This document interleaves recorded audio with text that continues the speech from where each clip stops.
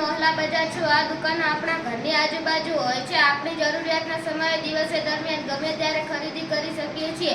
આ દુકાનદાર તેમના નિયમિત ગ્રાહકોને ઉધારથી પણ વેચાણ કરે છે।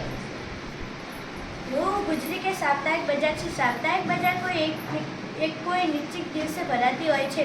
કેટલાક વિસ્તારોમાં તેને હાટ પણ કહેવાય છે। ઉદાહરણ તરીકે આ બજાર શનિવારે ભરાતી હોય તો શનિવારી બજાર કહેવાય છે। જરૂરિયાતની ઘણી વસ્તુઓ એક જ જગ્યાએથી મળી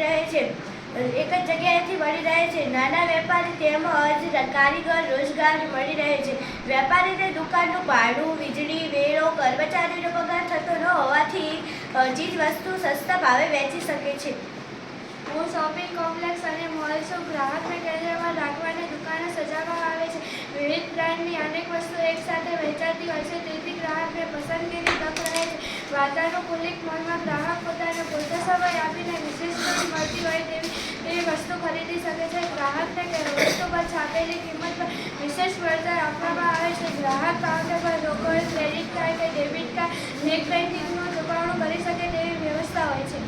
હું નિયંત્રિત બજાર છું। ખેડૂતોની ખેત પેદાશોનું જાહેર હરાજીથી વેચાણ કરવામાં આવે છે। વેપારીઓનું નૈતિક ધોરણ જળવાય છે। ભાવ નિર્ધારણમાં પારદર્શિતા વધે છે। ખેડૂતોને તેના ખેત ઉત્પાદનના વધુ સારા ભાવ મળી શકે છે। વેપારીઓને ચોખ્ખો અને સારો માલ એક જ જગ્યાથી પૂરતા પ્રમાણમાં મળી રહે છે। ખેડૂતોને માર્કેટિંગ યાર્ડમાં રાત્રિ રોકાણ, નિવાસની સુવિધા, તેના પાકને સંગ્રહ કરવા ગોડાઉન વગેરેની સગવડ મળી રહે છે। હું ઓનલાઈન બજાર છું। હવેના સમયમાં ઓનલાઈન શોપિંગનું પ્રમાણ વધી રહ્યું છે। બજારમાં ગયા વિના જ આપણા કોમ્પ્યુટર, મોબાઈલ ફોન કે ટીવી પરથી ડિજિટલ પેમેન્ટ કરીને સીધી જ ખરીદી કરી શકીએ છીએ। ઓનલાઈન શોપિંગ માટે અનેક કંપનીઓ ગ્રાહક સુધી વેચાણ કરતી હોવાથી વધુ વળતર આપીને ગ્રાહક સુધી ચીજ વસ્તુઓ પહોંચાડી જાય છે, તેથી તેનો ઉપયોગ વધી રહ્યો છે। તમે પણ ઓનલાઈન શોપિંગ કરી જશે। આમ બજાર આપણા હાથમાં કે ઘરમાં આવી ગયું તેમ પણ કહેવાય છે। ઓનલાઈન શોપિંગ કરતી વખતે સાવચેતી રાખવી જોઈએ, અન્યથા છેતરપિંડીનો ભય રહેશે।